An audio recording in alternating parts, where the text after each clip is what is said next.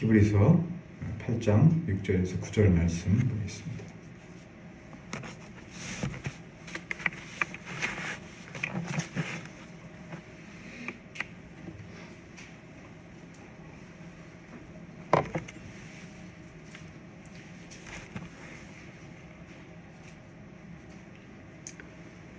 그러나 이제 그는 더 아름다운 직분을 얻으셨으니 그는 더 좋은 약속으로 세우신 더 좋은 언약의 중보자시라. 저 첫 언약이 무응하였더라면 둘째 것을 요구할 일이 없었으려니와 그들의 잘못을 지적하여 말씀하시되 주께서 이르시되 볼지어다 날이 이르리니 내가 이스라엘 집과 유다 집과 더불어 새 언약을 맺으리라.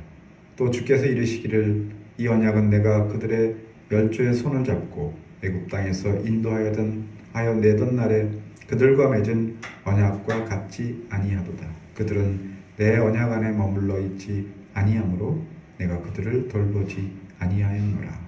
아멘. 오늘 6절부터 9절까지 말씀을 읽었는데 오늘은 6절 한 절을 중심으로 그 6절의 의미를 좀 더 세밀하고 풍성하게 소개하는 그런 시간을 갖도록 하겠습니다.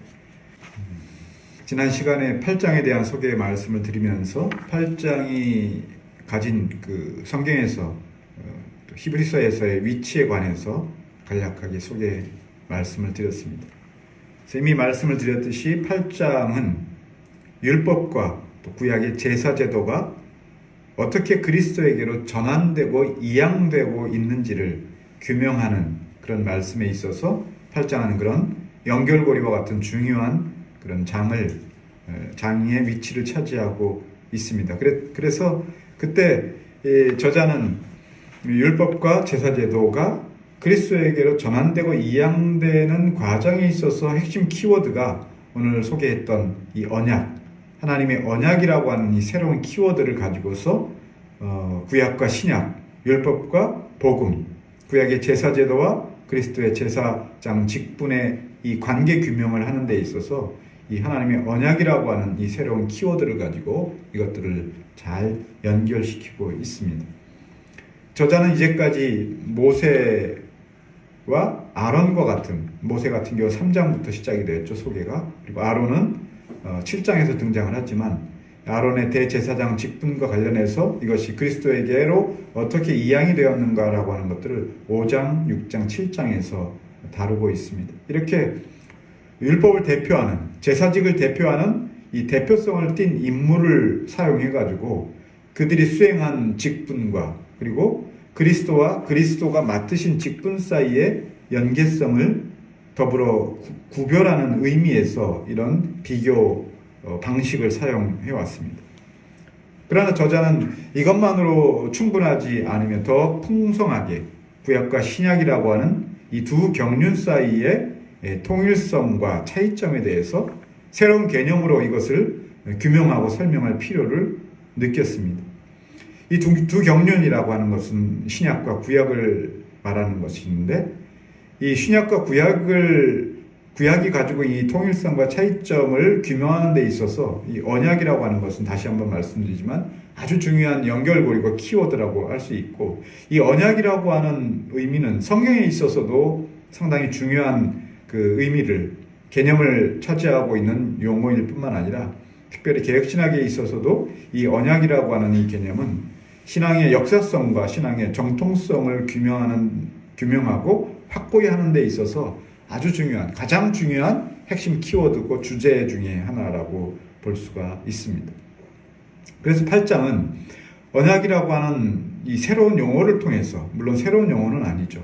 이분들이 구약의 율법에 대해서 아주 충실하게 배워왔던 분들이었기 때문에 하나님과 맺었던 그 언약이라고 하는 그 주제에 대해서 새로운 용어로 이렇게 받아들이기 어려운 그런 충분히 습득되어 있는 분들이었으나, 그러나 저자는 이 언약이라고 하는 것이 어떻게 그리스도의 복음과 연계되고 있는가, 그리고 옛 언약이 어떻게 새 언약으로 이양되고 변천되어 왔는가라고 하는 그런 점에 있어서 새로운 용어다라고 하는 표현도 또 가능하다고 볼 수가 있는데, 어쨌든 당시에 이 서신을 받았던 독자들의 관심을 환기시키는 것이 이 언약이라고 하는 이 용어를 등장시킨 첫 번째 이유입니다.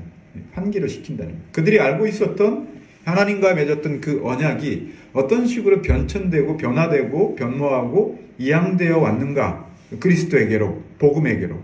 그런 점에 있어서 익히 알고 있었던 그 개념들, 언약이라고 들었을 때 그들이 상상하고 생각하고 마음에 품었던 그 의미들이 있는데, 그 의미들이 과거의 것으로 머물러 있지 않고 전혀 그들이 예기치 않았던 그리스도와 그리스도의 복음으로 그것이 이양되었다라고 하는 그런 점에 있어서 소개를 하고 있기 때문에, 과연 이것을 어떻게 저자가, 사도가 이 언약이라는 걸 풀어낼 것인가라고 하는 그런 점에 있어서 그들이 기대를 가지고 있었다면, 그런 점에 있어서 환기시키는 하는 수단이었다라고 볼 수도 있고, 두 번째 목적은 뭐냐면 그리스도의 복음이 가진 의미가, 그 복음이 가진 의미에 있어서 이제 언약이라고 하는 그 통로를 통해서, 문을 통해서 새로운 장을 여는 그런 시점으로 이 언약이라고 하는 개념이 여기에 사용되었고,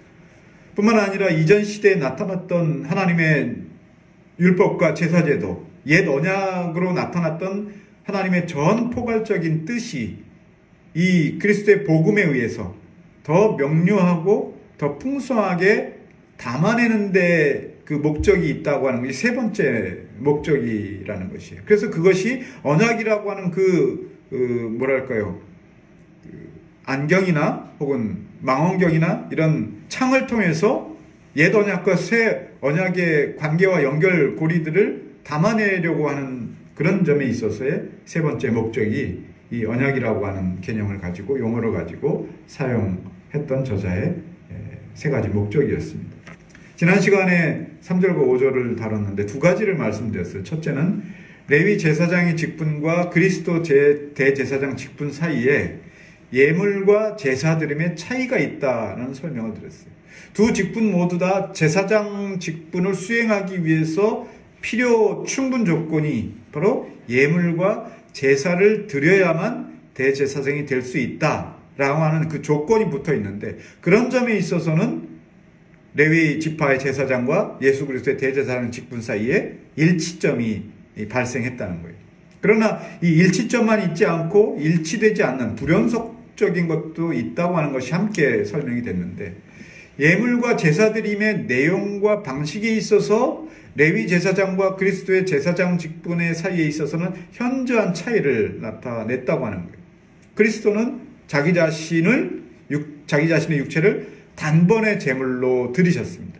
그렇게 하심으로써 예물과 제물을 드려야만 하는 대제사장의 필요 충분 조건이 충족이 되었으나, 그러나 그들과 달리, 옛 질서와 달리 반복되지 않고 일시적이지도 않고 단번에 그리고 영원히 드려지신 제물이 되셨다라고 하는 것이 레위 제사장의 직분과 그리스도 제사장 직분 사이의 불일치, 불연속점이다라는 것이에요. 그럴 뿐만 아니라 죽으시고 부활 승천하셔서 하늘 보좌의 우편에 앉으심으로 쇠하거나 낡아지지 아니하는, 이 옛 언약의 특징이죠. 옛 제사 제도의 특징이고 율법의 특징이에요. 쇠하지지 아니하고 낡아지지 아니하는 영광스럽고 영원한 대제사장의 직분을 그때도 지금도 장래에도 영원히 수행하신다는 점에서 그리스도는 더욱 레위 제사 제도와 레위 제사장 직분과 비교했을 때 더욱 탁월하신 우리의 대제사장이다 라는 말씀이 첫 번째 주제였습니다. 두 번째는 땅 위에 세워진 성소와 성막은 하늘의 그것의 모형과 그림자였음을 대비했습니다. 땅과 하늘의 대조고 레위 지파와 그리스도의 대조가 이루어지는 거예요. 이것은 1절에서 그리스도께서 하늘에서 지극히 크신 이의 보좌 우편에 앉으셨다는 말씀을 통해서 미리 선언이 되었던 말씀이죠. 모세가 시내산에서 하나님께서 보여주신 본을 따라 모든 것을 지었다 그랬습니다.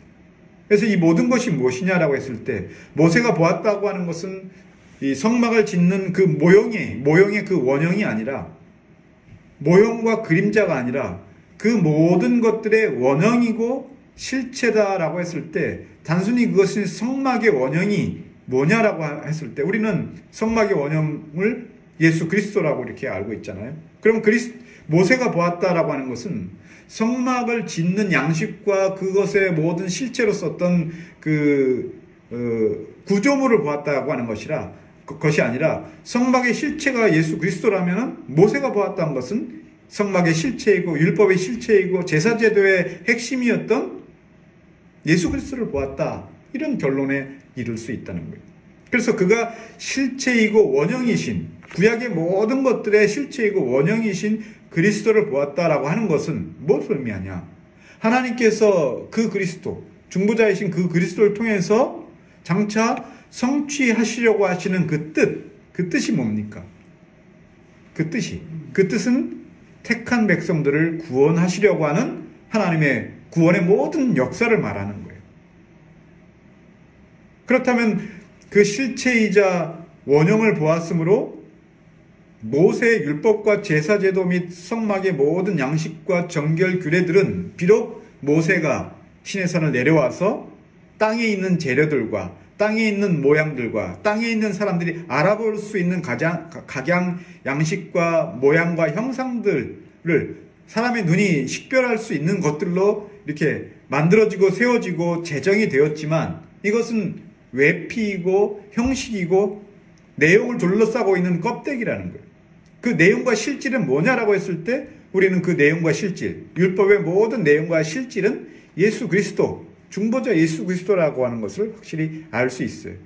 그러면 이것이 오늘날 그리스도가 그 구속사역을 다 마친 후에 알려진 그 복음에 의해서 복음 아래 있는 사람들만이 알았느냐? 그렇지는 않다는 거예요. 그 시대 비록 외피와 형식과 껍데기로 둘러싸여 있는 그 그리스도를 참된 믿음을 소유한 자들은 보았다는 거예요. 제사 제도를 통해서 율법을 통해서 정결 규례들을 통해서 온갖 규례들을 지키고 그것을 따를 때 그때 참된 믿음을 소유한 자들은 그것을 통해서 뭘 봤냐?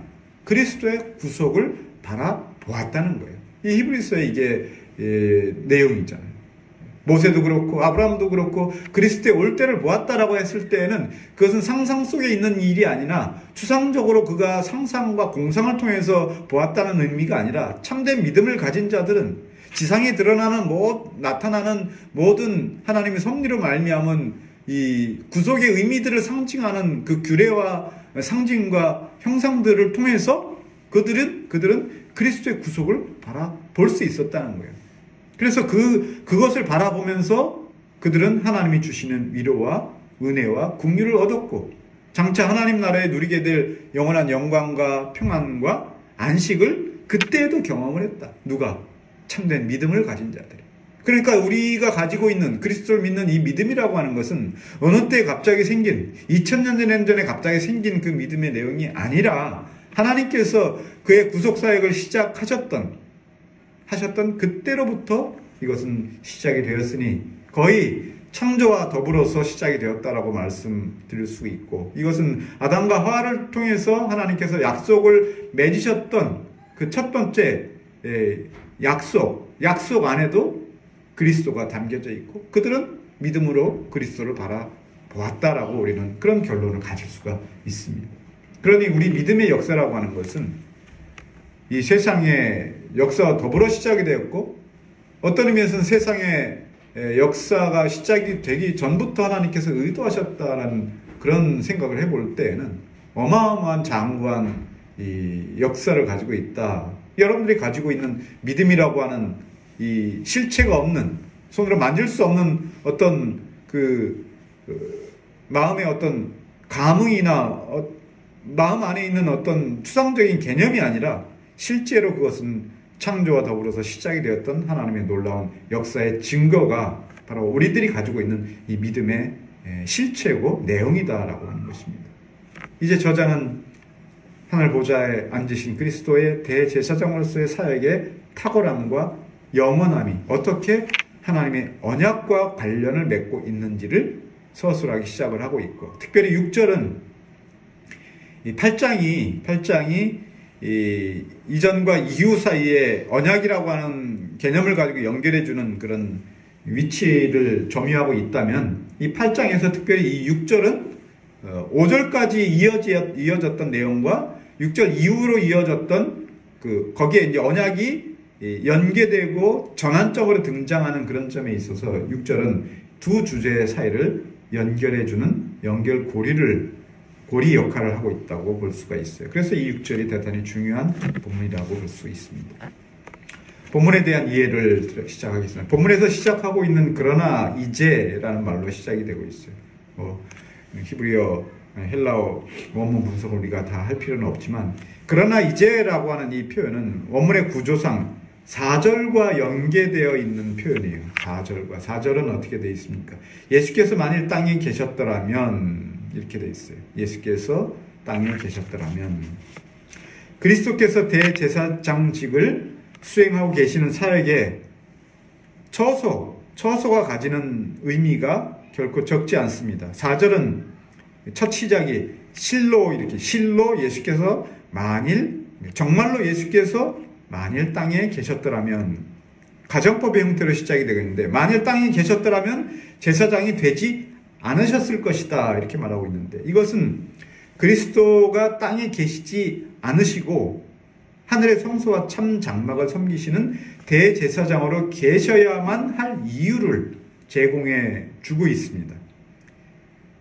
그러나 그것이 단지 땅에 계시면 영원한 제사장이 될 수 없으시다는 이유에서만 그런 것이 아니고 그리스도께서 땅에서 떠나서 하늘 보좌 우편에 앉으셨다라고 하는 것은 단순히 그리스도가 계신 장소가 땅에서 하늘로 바뀐 것만이 아니다라고 하는 것을 밝히려고 하는 거예요. 그래서 그런 의미에서 이제라고 하는 이 시간을 나타내는 부사로 옛 시대와 새 시대를 구별하고 있는 거예요.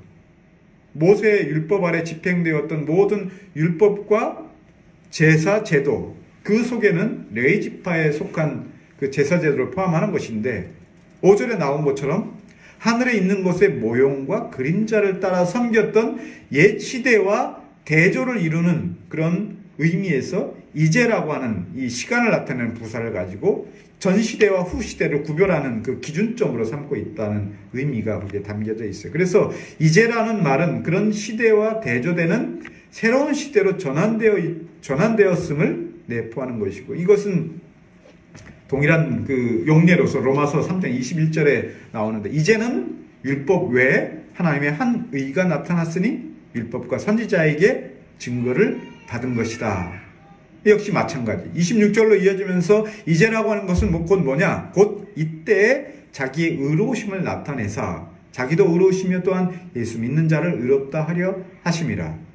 그리스도의 구속의 사역을 말하는 거죠. 이때라고 하는 거. 그래서 이런 말로서 이제라는 말이 이제 이 본문 6절에 있는 의미가 그런 의미로 해석이 되고 있고 그래서 5절과 6절 사이에는 하나님께서 교회를 향해서 이루어 가신 옛 시대와 새 시대라고 하는 그 두 경륜의 변화라고 하는 어마어마한 그 차이가 그 5절과 6절 사이에 거기에 내포되어 있는 것입니다.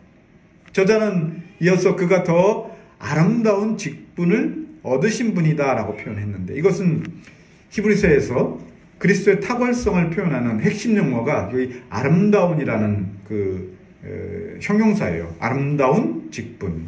옛적의 대제사장이 하나님께 받아 수행했던 직분, 레위 지파의 직분들 말하는 거죠. 그 직분들 자체가 아름다운 것이다라고 할 수 있어요. 아름다운 것. 물론 여기서 아름답다라고 하는 형용사는 원문에 의하면 탁월하다, 우월하다, 뛰어나다 그런 의미예요. 그 의미가 한글 번역으로 넘어오면서 아름답다라는 좀 추상적인 개념으로 넘어왔지만 이것은 탁월성을 말하는 거예요. 그 자체가 탁월한 것이다. 5장에서 사도는 이 레위 지파 사람들이 어떻게 그 직분을 맡게 되었느냐라고 했을 때 거기에 직접 표현이 되어 있죠. 하나님께서 사람 가운데 택한 자들이다. 그렇게 하나님께 택함을 받은 자들인데 이 택함 받은 자들은 어떤 존재냐라고 했을 때 이 존귀는 제사장 직분으로 택함 받은 자들이 받은 그 존귀는 아무도 스스로 취하지 못하고 하나님의 부르심을 받은 자만이 마땅히 얻고 누릴 수 있는, 그 존귀를 받는 자로 누릴 수 있는 그 직분이라고 하는 그런 의미에서 여기 본문에서는 그 아름다운 직분을 얻으셨다라고 할 때 그 아름다운 직분이 가지고 있는 지칭하는 대상이 레위 지파의 제사장들인데, 특별히 대제사장인데, 여기서는 그리스도에 대해서는 더라고 하는 이 비교급을 붙였잖아요. 더 아름다운 직분이다. 더 탁월한 직분이다.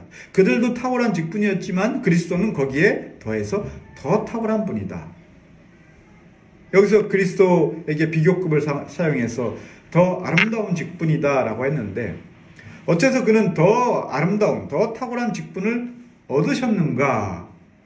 이것이 비록 비교급을 지칭함으로, 비교급이잖아요. 레위 지파도 아름다운 직분을 받은 자였다. 그리고 그들은 존귀를 받는 자들이었다. 그리스도는 그들보다 더 존귀를 받는 분이고 더 아름다운 직분을 받은 자들이다. 받은 분이시다. 이렇게 소개하고 있잖아요. 이 비교급이라고 하는 것은 첫 번째 의미는 상대적 우월감을 내포하는 것처럼 보여요. 이거보다 좀 더 낫다. 상대적 우월감이죠. 상대적 탁월함이죠.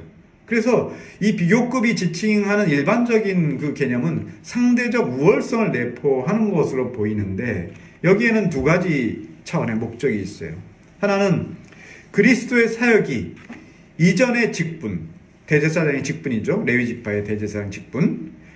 이 대제사장의 직분과 완전히 별개의 새로운 사역이 아니라 그 사역의 연속성, 그 사역의 연속성을 가지고 있다라고 하는 점에서 상대적 비교급, 상대적 더 탁월한, 상대적으로 더 아름다운 직분을 얻으셨다, 이렇게 말할 수 있어요. 이것은 옛 질서와 새 질서 사이의 연결이 단절되지 않았다는 것을 말하는 거예요. 이름으로써 히브리 개종자들이 품고 있었던 율법에 대한, 그리고 옛 질서에 대한, 옛 언약에 대한 그 존귀함을 완전히 내팽개쳐 버리라 라고 이렇게 이 저자가 그렇게 의도하지 않았어요. 이제 옛 것은 다 필요 없으니까 완전히 다 버려버리고 쓸모없는 것이다 라고 폄하하지 않았다는 거예요. 그런 의미에서 예수 그리스도가 비교급으로 더 우월한 분, 더 탁월한 분이었다라고 말할 수 있다는 거예요. 그러나 이것이 첫 번째 차원의 목적이었다면, 두 번째 차원의 목적, 더 깊은 수준의 목적이 있어요. 그것은 비록 이런 유사성 그리고 연속성에도 불구하고 그리스도의 직분이라고 하는 것은 절대적이고 이전과 완전히 질적인 차이가 있다고 하는 것을 거기에 또 내포하는 것이, 이것이 더 아름다운 직분이라고 사용했을 때 이 더의 개념이 담겨져 있는 거예요. 이 단어는 신약 성경에서 4번 사용이 됐어요. 아름답다라고 하는 이 형용사는. 이런 의미, 여기서 사용되었던 그 뜻과 같은 의미에서 사용된 곳은 히브리서에서 이 본문 6절을 포함해서 2곳만 사용이 됐어요. 총 4번 사용이 됐지만 다른 서신서, 바울 서신서에서는 이것이 더 탁월한으로 번역된 것이 아니라, 사용된 것이 아니라 여러 가지 다양성이라고 하는 그 개념으로 사용됐는데, 더 아름다운이라고 하는 이 형용사로 사용된 것은 히브리서에 2곳밖에 없어요. 이 6절, 8장 6절에. 첫 번째로 사용된 것은 1장 4절이에요. 1장 4절. 여기서 이 더 탁월하다, 더 아름답다라고 하는 이 표현을 그리스도에게 지칭했는데, 여기서 뭐라고 했냐면 1장 3절에 보면 여호와의 영광이 광채시오 본체의 형상이다라고 하는 표현을 통해서 그리스도의 신성을 설명했어요. 3절에서. 그리고 그 신성이신 그리스도가 계신 곳은 높은 곳에 계신 위엄의 우편에 앉으셨다는 말로 예수 그리스도가 지금 거쳐 계신 곳이 어디냐라고 하는 표현을 했어요. 그리고 여기서 말하는 높은 곳에 계신 위엄이라고 하는 말은 곧 성부 하나님을 말하는 거예요. 위엄. 즉 하나님 우편에 앉으셨다라고 하는 이 말씀은 제2위격으로서 그리스도의 영광과 능력과 권세가 성부 하나님과 동등하시다라고 하는 것을 표현하는 이 상징적인 말이 우편에 앉으셨다라고 하는 이 말씀이거든요.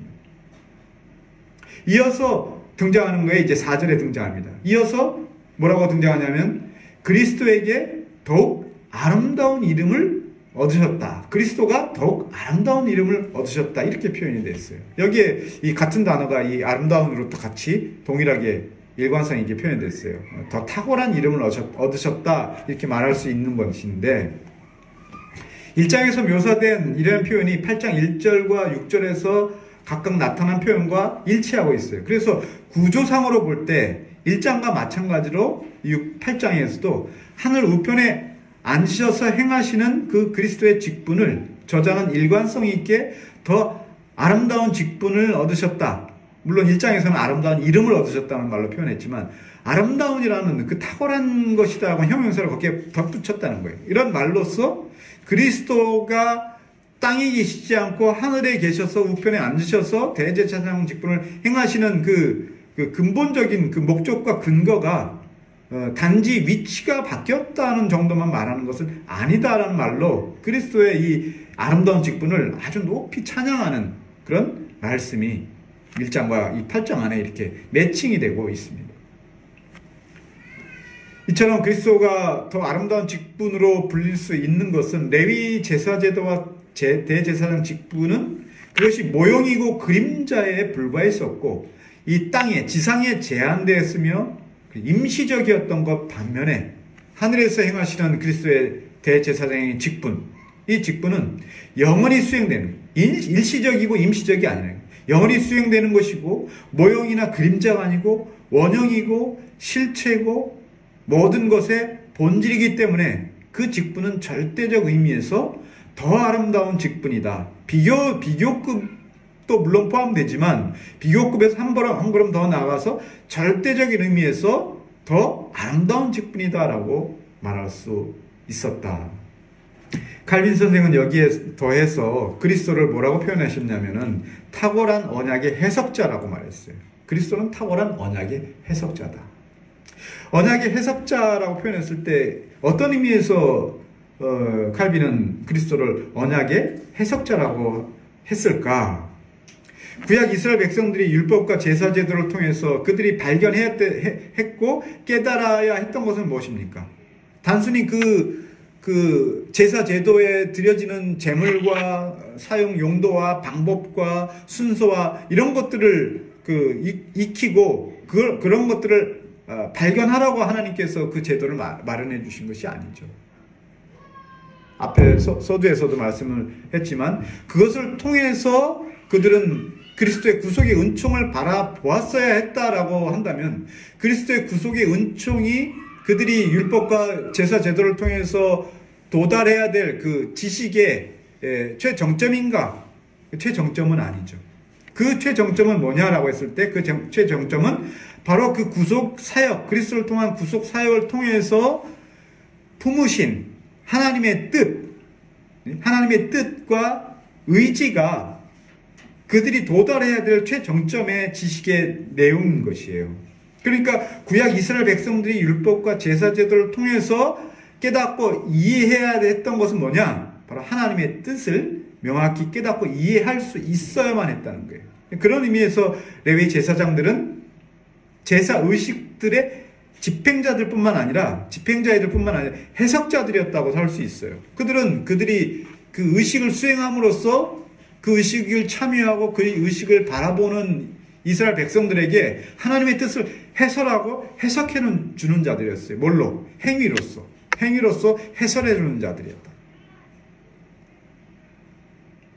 그러나 그 해석자들 자체가 가진 레위인들, 인간으로서 레위인들, 그들 자체가 가진 인간적인 한계, 그리고 눈으로 볼 수밖에 없었던 가시적인 제사 의식과 땅의 그 재료들로 사용됐던 제물들, 그리고 그 모든 것들을 얼굴을 수건으로 가린 채 바라볼 수밖에 없었던 유아기 상태의 이스라엘 백성들의 그 필연적인 한계는 하나님의 뜻을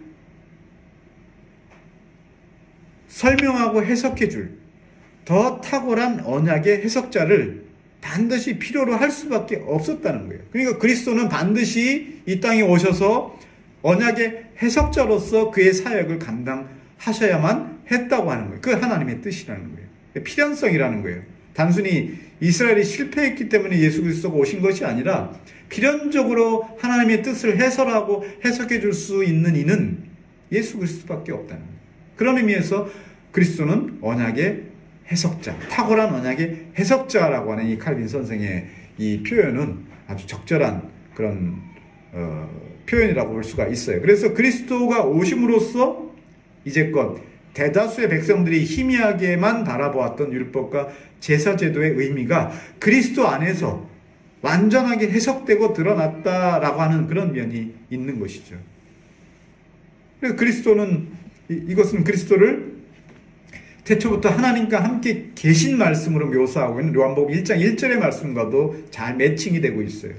그리스도는 누구신가? 하나님의 말씀이다. 그리스도는 누구신가? 하나님에 대해서 말씀하시는 분이다. 하나님의 뜻을 설명하시는 분이다. 그리고 하나님을 해석하시는 분이고 그의 뜻과 언약의 해석자로서 바로 이러한 그리스도에 대한 묘사는 아주 적절하다 할 수 있겠습니다. 그러면서 저자는 그리스도께서 더 아름다운 직분을 얻으셨다라고 말할 수 있는 그 근거를 구체적으로 제시하기를 더 좋은 약속으로 세우신 혹은 더 좋은 약속 위에 세우신 더 좋은 언약의 중보자시다라는 표현을 통해서 그 근거를 제시합니다. 우선 우리는 저자가 그리스도를 하늘에서 더 아름다운 직분을 수행하시는 분이다라고 말할 수 있는 근거를 더 좋은 언약의 중보자로 세워졌기 때문이다라고 말했는데 이 점에 대해서 생각해 보겠습니다. 히브리서에서는 처음으로 중보자라는 용어가 등장합니다. 히브리 개종자들은 중보의 개념에 대해서 이미 선이해를 가지고 있었어요. 선이해를. 이것을 입증하는 말씀은 5장 1절에 나옵니다. 사람 가운데 택한 자이므로 하나님께 속한 이를 사람을 위하여 예물과 속죄 않은 제사를 드리게 하나니 하나님께 속한 이를 사람을 위하여 드리는 직분, 이것이 대제사장 직분의 핵심이 무엇인가를 잘 말해주고 있습니다. 갈라디아서 3장 20절에 중보자는 한 편만을 위한 자가 아니다라고 했습니다. 하나님과 사람 양편 사이를 중재하는 직분이고 예물과 속죄하는 제사를 드림으로써 하나님 편에서는 죄인을 향한 하나님의 진노를 누그러뜨리게 하는 것이고 사람 편에서는 죄로 인해서 받아야 할 형벌로서 죽어 마땅한 죄인이 하나님께 용서를 빌어서 용서함을 받고 하나님과 화목을 이루게 하는 것이 바로 중보자의 직분이었습니다. 레위 제사제도 아래에서 율법 아래에서 대제사장으로 세움받은 자들은 아름다운 직분을 얻은 자들이다라고 했어요. 그래서 그들은 하나님의 뜻에 철저히 순종하는 한 하나님께로부터 영광스러운 직분과 은사를 받아서 하나님의 마음을 사람에게로 돌리는 역할을 했고 또 온 백성들로부터 존경과 신뢰를 얻었으므로 사람의 마음을 하나님께로 돌리는 그 직분의 역할을 수행했습니다. 그래서 어떤 결과로 선포가 됐습니까? 하나님은 그 백성들을 향해서 이는 내 백성이다 라고 말씀하셨고 백성들은 하나님을 향해서 주는 내 하나님이다 라고 고백하게 할 수 있었던 그 직분의 역할이 이 아름다운 직분을 얻은 자들, 이 탁월한 직분을 얻은 자들, 레위 지파 제사장들, 대제사장들의 직분이라고 할 수가 있으니 어떻게 이들을 아름다운 직분자들이다라고 말하지 않을 수가 있겠는가? 그러나 그리스도는 그들보다 더 아름다운 직분을 얻었으니 더 좋은 언약의 중보자가 되셨다는 말이 결론적으로 나오게 되는 것입니다. 이것은 일부 히브리 개종자들에게 아주 굉장히 어려운 점이 되었습니다. 예수 그리스도가 더 좋은 언약의 중보자가 됐다라는 개념을 이해하고 받아들이기에는 상당히 난해한 점들이 있었어요. 왜 그러냐면은 그들과 하나님 사이에 여전히 예루살렘의 성전이 있었습니다. 그리고 모세 율법과 거기에 속한 레위 제사 제도의 모든 규례들이 여전히 제사장들에 의해서 수행이 되고 있는 이 과정 중에 있었기 때문에 그래서 그들이 이 존귀한 직분, 아름다운 직분을 얻은 자들에게 드려야 될 존경과 신뢰를 그리스도에게 드릴 것인가 율법과 제사 제도에 드릴 것인가 라고 하는 그런 점에 있어서 여전히 일부 이 개종자들, 히브리 개종자들 안에는 방황하는 그런 상태에 놓여 있었기 때문에 율법을 통해서 더 완전한 구원을 이룰 수 있다라고 하는 이 거짓 선지자들, 유대로부터 나왔던 거짓 선지자들이 그 말을 던졌을 때 그들이 그것을 덥석 물 수밖에 없었다고 하는 그 처지가 이런 기로에 놓여있던, 과정 중에 놓여 있었던 히브리 개종자들의 영적 상태가 그런 어려움 가운데 놓여 있어서 어떤 주석가들은 이러한 상태를 두고서 뭐라고 표현했냐면 마치 태양이 떴는데도 달이 여전히 사라지지 않은 그런 모양새다라고 하는 말로 히브리 개종자들이 율법과 복음 사이에서 여전히 방황하는 모습을 그려내고 있다는 거예요. 물론 예루살렘 성전이 완전히 회파가 되고 그 다음에 레위 제사제도, 율법의 제사제들이 다 이제 망가졌을 때에는 보다 이런 방황하는 모습을 보이는 자들이 더 줄었겠지만 여전히 지금의 유대인들은 여전히 이미 이양되어 온 새 언약의 질서 안에 편입되지 못하고 과거의 그 옛 율법, 그 옛 질서 안에 여전히 갇혀 있는 그런 모습을 보여주고 있는 것이죠. 그러나 저자는 이제 히브리 개종자들이 낡고 연약해서 무익해서 이 패해질 수밖에 없는 옛 율법과 제사 제도를 이제는 더 이상 의지하지 말고 오직 새롭게 된 더 좋은 소망으로 인도하여야 될 책임을 맡은 자였습니다. 그러므로 저자는 그들이 더 좋은 언약의 중보자이신 그리스도만을 전적으로 붙들도록 하려 하는데 그의 서신의 취지가 있습니다. 여기에 언약이라는 말을 사용함으로써 선조들이 애굽에서 나와서 광야로 들어간 후에 시내산에서 하나님과 첫 번째로 맺었던 특별한 언약 관계, 자신들의 선조와 하나님과 맺었던 특별한 언약 관계를 상기시켰습니다. 아까 서두에도 말씀했지만 언약이라고 하는 것이 새로운 용어가 아니었다. 이미 그들이 알고 있었다는 설명도 드렸어요. 그런 의미에서 이미 알고 있었던 그 개념이었어요. 주제였어요. 그래서 레위 혈통을 따라 계승되었던 많은 제사장들이 이 첫 언약의 중보자들 혹은 보증자들이었지만 히브리서가 잘 설명하고 있듯이 그들이 수요가 많은 것은 죽음으로 인간이기 때문에 죽음으로 항상 그들이 대제사장을 잊지 못하기 때문이다라고 7장 23절에 밝혔잖아요. 여기에 대해서 디모데전서 2장 5절은 명확하게 이 언약의 중보자가 누구신가라고 하는 것을 말해요. 하나님은 한 분이시요 또 하나님과 사람 사이의 중보자도 한 분이시니 사람이신 그리스도 예수라는 말로 그리스도 외에는 어떤 중보자도 없으며 이전 시대에 나타났다 사라졌던 중보자들은 다 상징이고 그림자고 예표에 불과했음을 밝히고 있습니다. 그러므로 대제사장이면서 동시에 언약의 중보자이신 그리스도, 사도는 그 그리스도를 더 좋은 언약의 중보자라는 이런 표현 외에 새 언약의 중보자라는 표현을 히브리서 9장과 12장에 표현해주고 있어요. 그래서 더 좋은 것이라는 이 형용사와 새로운 것이라고 하는 것 사이에 앞에서 제가 설명했던 더 아름다운 직분에 내포되었던 이중적인 의미가 더 좋은이라는 말과 새로운이라고 하는 말로 이렇게 표현되고 있는 거예요. 그러니까 더 아름다운 직분 안에 연속성과 불연속성이 있었다고 말했던 것처럼 이것이 언약의 중보자라고 하는 그리스도에게 붙여진 표현으로 나왔을 때는 이것이 갈라집니다. 더 좋은이라고 하는 비교급으로서의 더 좋은 언약의 중보자라고 하는 그 표현이 있는 것 반면에 9장과 12장에서는 새로운 언약의 중보자, 새 언약의 중보자라고 함으로써 더 좋은과 새로운이 가지고 있는 그 뉘앙스를 구별해서 이렇게 히브리서가 저자가 설명을 했어요. 이러한 원리는 더 좋은 언약이 원문의 순서상 뒤에 나옵니다. 뒤에. 한글 성경은 앞에 먼저 수식어처럼 앞에 서술이 돼서 나오는데 원문에서는 나중에 더 좋은 약속으로 세워진이라고 하는 부분이 이 원문에서는 뒤에 나옵니다. 뒤에 순서상. 그래서 더 좋은 약속으로 또는 더 좋은 약속 위에 세워진 언약이다라고 하는 그 의미로 볼 때 약속과 언약의 관계, 여기 본문에 나와 있는 그 용어 그대로 말하는 거예요.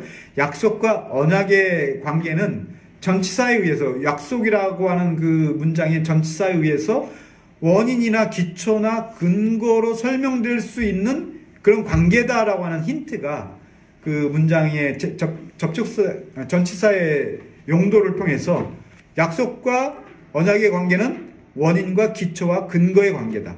그러면 뭐가 근거고 뭐가 원인입니까? 약속이 근거입니다. 약속이라고 하는 원인과 기초와 근거 위에 언약이 세워진, 언약의 중보자로 세워졌다라고 말할 수 있는 것이죠. 그렇다면 옛 언약과 비교해서 새 언약의 기초에 있어서 더 좋은 약속에서 출발했다라고 말했을 때, 그럼 그리스도의 언약의 중보자로서의 그 직분은 애초부터 옛 언약과 달랐던 것은 아닌가라고 하는 그 의문이 들 수 있어요. 저자는 히브리서 이 단어를 사용하는 약속이라는 말에 많은 용례들을, 히브리서에 여러 곳에서 나오거든요. 이 약속이라는 말이. 그때 이 많은 그 용례들은 이 약속을 뭘 빗대어서 설명을 하냐면 아브라함과 이삭과 야곱과 족장들과 맺어진, 족장들에게 주신 하나님의 약속, 광야에서 이스라엘 백성들에게 하나님께 주셨던 그 약속의 내용을 이 약속이라는 말로 표현하고 있어요. 그래서 그들이 받았던 약속들은 비록 그 속에는, 그 안에는 영적인 축복들이 포함되어 있지만, 예컨대 자손과 약속의 땅을 얻는 것과 현세에서 얻게 될 가시적인 축복의 내용들이 그 외피를 둘러싸고 있는 거예요. 그 약속이라는 것들. 그래서 그들이 약속을 받았다는 것은 현세에서 축복과 현세에서 번영과 현세에서 풍요로움을 약속으로 받았어요. 그런데 그것은 실제로는 내 안에는 영적인 축복들을 상징하는 것들이었어요. 다만 그것들은 이제 부분적이고 일시적으로 성취되었고 완전히 성취되지는 않았죠. 그러나 여기 6절에서 사도가 말하고 있는 더 좋은 약속이라고 했을 때 이 약속은 첫 언약 때 주어졌던 것과 별개의 다른 약속을 말하는 것이 아닙니다. 새로운 약속을 말하는 것이 아니에요. 여기에 인용된 이 약속이라는 이 단어는 예레미야 31장에 소개되었던 그 약속들을 인용한 것이에요. 그럼 예레미야 31장 31절에 소개된 약속은 어떤 약속이냐? 보라, 날이 이르리니 내가 이스라엘 집과 유다 집에 새 언약을 맺으리라. 이게 보면은 이제 본문 7장 7절 이하에 나오는 그 구조하고 지금 일치하고 있어요. 이 언약은 내가 그들의 조상들의 손을 잡고 애굽 땅에서 인도하여 내던 날에 맺은 것과 같지 아니한데 내가 그들의 남편이 되었어도 그들이 내 언약을 깨뜨렸습니다. 여호와의 말씀입니다. 그러나 그날 이후에는 내가 이스라엘 집과 맺을 언약은 이러하니 곧 내가 나의 법을 그들의 속에 두며 그들의 마음에 기록하여 나는 그들의 하나님이 되고 그들은 내 백성이 될 것이라 라는 것이 예레미야 31장 31절에서 하나님께서 선포하신 새 언약이에요. 새 언약. 새로운 언약이라. 근데 이 새로운 언약이라고 하는 것은 결국 그 새 언약의 핵심은 뭡니까? 나는 너의 하나님이 되고 너희는 내 백성이 되리라 라고 하는 이 첫 번째 주어졌던 약속의 내용과 완전히 다른 약속의 내용이 아니었어요. 동일한 약속이라는 게. 다만 이전에 약속의 증표로 주었던 두 돌판에 새겨진 십계명, 이 십계명으로 상징하는 전 율법의 내용들을 이스라엘이 먼저 깨뜨렸으니 이제 다시 새롭게 맺을 언약을 맺겠는데 그것은 새로운 약속의 내용이 아니라 그 약속의 기록 방식이다라고 하는 것을 말하고 있어요. 두 돌판에 하나님께서 언약의 내용을 새기셨다면 이제는 어떻게 그 언약을 새기겠다. 내가 나의 법을 그들의 속에 두며 그들의 마음에 기록하리라 라고 하는 이런 말씀은 바로 옛 언약 아래에서 그리스도의 구속을 바라봤던 거룩한 백성들이 얻었던 그 제도를 통해서 그 가시적인 사물들을 통해서 얻었던 영생의 소망과 더 좋은 약속 위에 세우신 더 좋은 언약의 중보자이신 바로 그리스도가 이루신 그 구속을 통해서 그들이 얻었던 영생의 소망, 그들이 가졌던 영생의 소망과 새 언약을 통해서 갖게 될 영생의 소망은 동일하다라고 하는 그 결론에 이르게 되는 거예요. 좀 어렵죠? 그러니까 이런 말씀이에요. 십계명에 새겨진 율법, 십계명, 돌판에 새겨진 십계명, 그리고 가시적인으로 명령된 율법들, 그리고 그들이 몸으로 지켜야 될 이 모든 율법의 내용들, 그것들을 통해서 대부분은 그 외형과 껍데기에 머물렀던 반면에 참된 소망을 가진 사람들은 그 안에 새겨져 있는, 그 속에 새겨져 있는 그리스도로 말미암은 그 구속을 바라보았으므로 그들이 가졌던 영생의 소망이 있어요. 영생의 소망. 그 소망이 그리스도가 오셔서 십자가에 죽으시고 부활 승천을 하셔서 대제사장으로 사용하시는 그 사역 아래에 있었던 자들이 복음을 통해서 받았던, 그리스도의 복음을 통해서 받았던 영생의 소망, 그 소망과 옛시대에 살았던 사람들이 가졌던 영생의 소망은 동일하다는 거예요. 동일하다.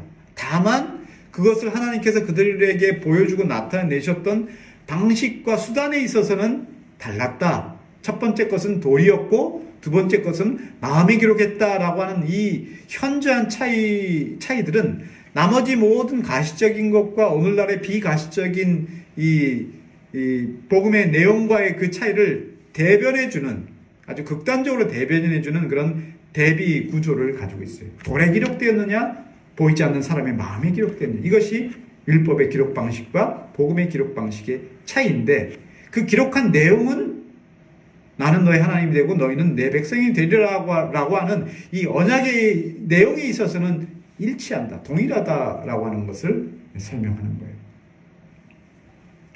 만약에 그렇지 않고 옛 시대와 새 시대가 완전히 내용 방식뿐만 아니라 내용에서도 다 달랐다면 변함없으신 하나님, 항상 동일한 은혜로 사랑하는 백성들을 구속하시는 그 하나님을 옛날에 살던 사람들에게는 하찮고 볼품없고 잠깐 누리다가 사라질 그런 가시적인 축복을 내리시는 분으로 만들게 되는 거예요. 그리고 그 시대에 살았던 하나님의 신실한 자녀들은 항상 투정만 부리고 하나님의 축복을, 현실적인 축복만이 최고의 복으로만 여기면서 살았던 그런 아주 아주 어리석은 자로 그렇게 만들게 돼버리는 결론에 이르게 됩니다. 그러니 우리는 그때의 영생의 소망과 지금의 영생의 소망은 그 언약 안에서 동일하다라고 하는 이 결론을 흔들림 없이 우리가 붙들어야만 하는 그런 내용이 되는 것이죠.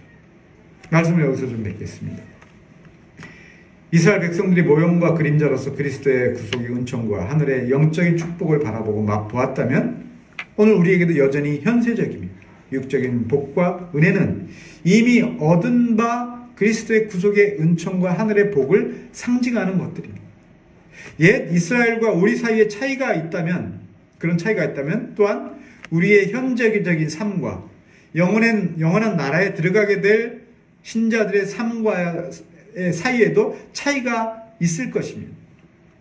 다만 옛사람들이 율법과 의식들을 통해서 희미하고 불명료하게 봄으로써 간혹 엉뚱하고 쓸데없는 길로 빠질 수 있었던 것에 반해서 우리는 복음의 분명한 빛 아래에 있습니다. 그러므로 우리가 더 좋은 소망을 바라보지 못하고 어두운 세상으로 기울어지고 육신의 욕망에 따라서 살아가게 된다면 이것만큼 더 부끄러운 사람이 어디 있겠습니까? 하나님께서 구약시대에는 물질적인 부요함과 번영으로 강건하게 하시는 것을 하나님의 축복의 표지로 나타내셨다면 이제 하나님의 축복의 표지는 뭘까요?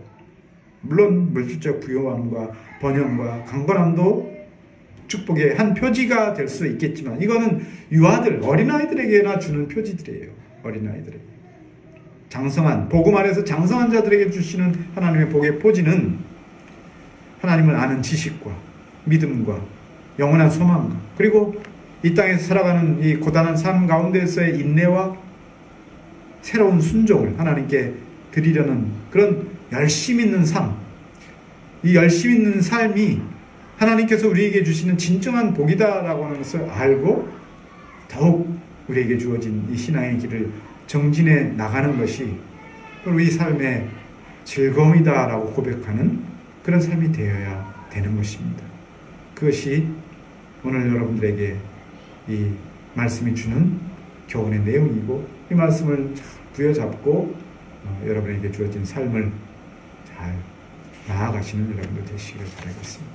축도하시고 예배를 마치겠습니다.